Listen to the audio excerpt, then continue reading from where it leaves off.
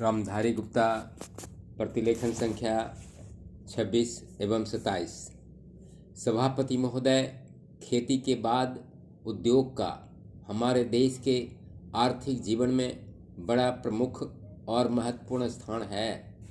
स्वतंत्रता के बाद देश में बड़े बड़े और मौलिक उद्योग धंधे खड़े किए गए हैं, जिनकी बहुत आवश्यकता थी।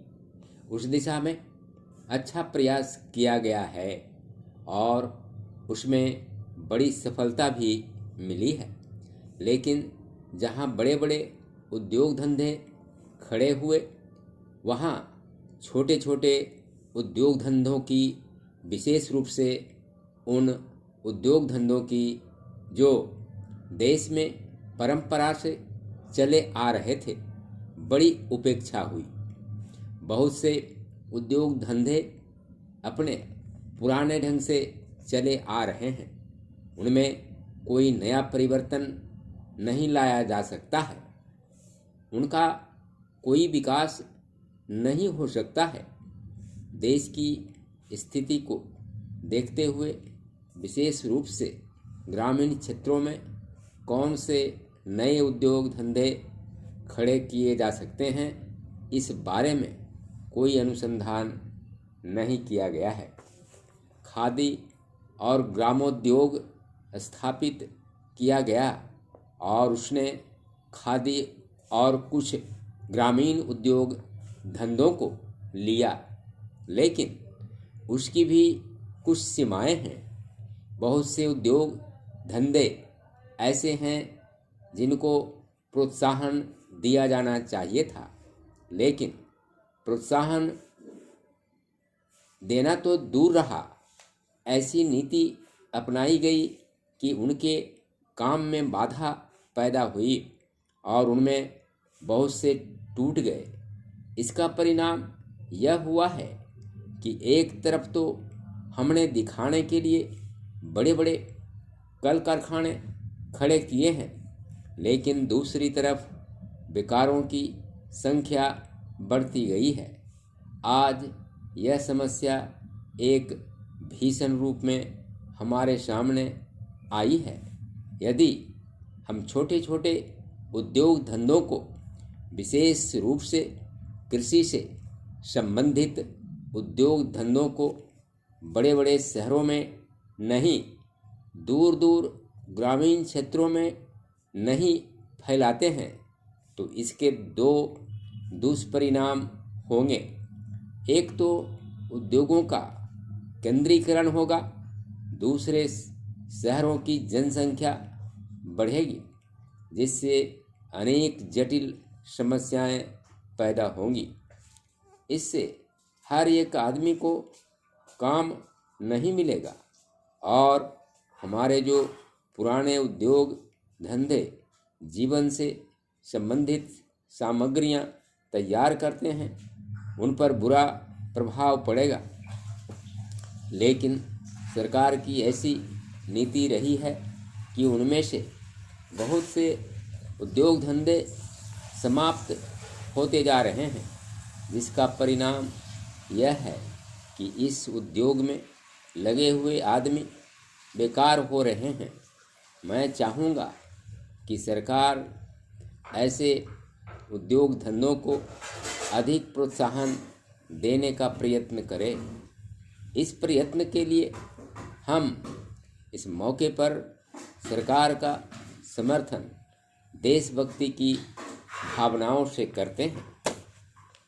उपाध्यक्ष महोदय, मैं मानती हूँ कि बहुत से जो हमारे भाई हैं, उनको उनकी ओर से शिकायतें आई हैं और यहाँ बातचीत चलती रहती है कि हम अपने इलाके में सफाई बंद कर देंगे, परंतु यह विषय स्वायत्त शासन संस्था के सहयोग से नहीं हो पा रहा है जैसी कि हमें आशा है।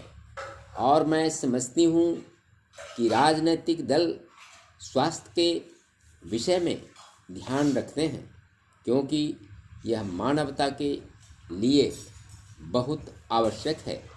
और इसमें राजनीति का कोई रंग नहीं आना चाहिए, ऐसी मेरी आशा है।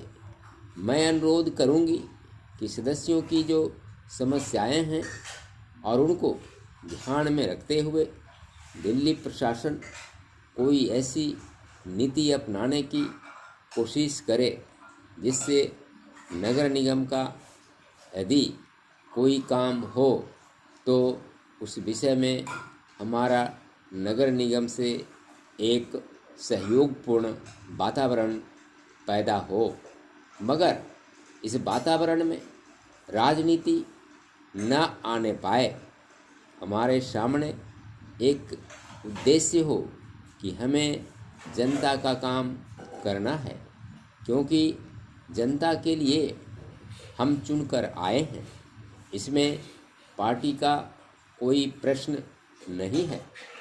दूसरी बात, मैं यह कहना चाहता हूँ कि अनाथ बच्चों के लिए जो इस बजट में प्रावधान किया गया है कि उनके लिए केंद्र बनाए जाएंगे, तो मैं समझती हूँ कि इन केंद्रों के साथ साथ बेसहारा महिलाओं के लिए, जो कि समाज से तिरस्कृत हैं, ऐसी महिलाओं के लिए जगह जगह इस प्रकार के केंद्र खुलने चाहिए जहां उन्हें रोजगार सिखाया जाए और साथ ही साथ आर्थिक रूप से स्वतंत्र बनाने की तरफ भी प्रयत्न किया जाए।